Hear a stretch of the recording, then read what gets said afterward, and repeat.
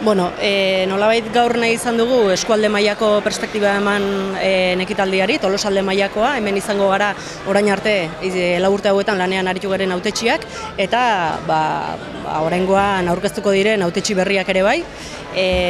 Gipuzkoa mailatik Garazi Mugartza etorriko zaigu hitzartzera, eta tira guk gure bozka eskatzea etorriko gara zuzenean.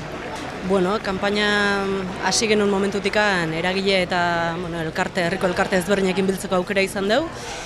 Guk azarotikan ona gure programa, egin dugun programa zirriborroi aurkeztu diegu, etxetan buzoneatu duguna aurkeztu diegu, betire argi jarrita zirriborroa dela, atzetikan asko idea gehiago ditugula eta gehiago jasotzeko asmoekin gatozela. Orduan alde horretatikan ekarpenak izan ditugu, oso aberasgarria izan da herritarrekin batea eta eragileekin batea esan da bezala, hainbat bilera eta hitzartze edukitzea, eta noski, maiatzak 24tikan aurrea ere bai. Uste humiltasun osoz esan da, uste 4 urte hauek nahiko adibide badirela, edo adibide garbiak badula 4 urte hauetan egin den lana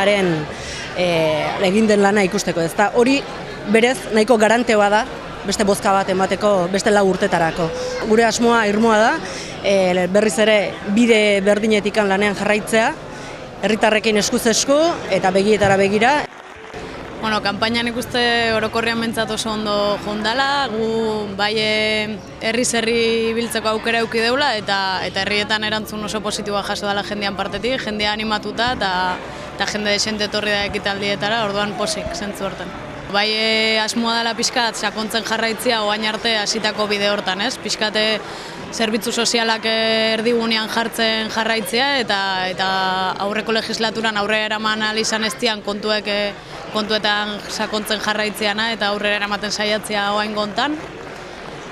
Fiskalitatea dagokion kasuan eman dian urratsetan bide hortatik jarraitzeana, gelditu diala horre Moskinen zerga adibidez aurrera eramateko eta pixkat kontu horietan sakontzeana, parte hartziakin jarraitzea da asmoa ere bai, pixka gure politikan oinarria izan den azken 4 urte hauetan, hortan sakontzea ere. Gero planteatzen diala hainbat puntu eta hainbat ideia nagusi aurrera eramatea, nahiko mardula da programa bea, orduan, nik uste oinarri horien baita pausoak ematen jutea dela helburua.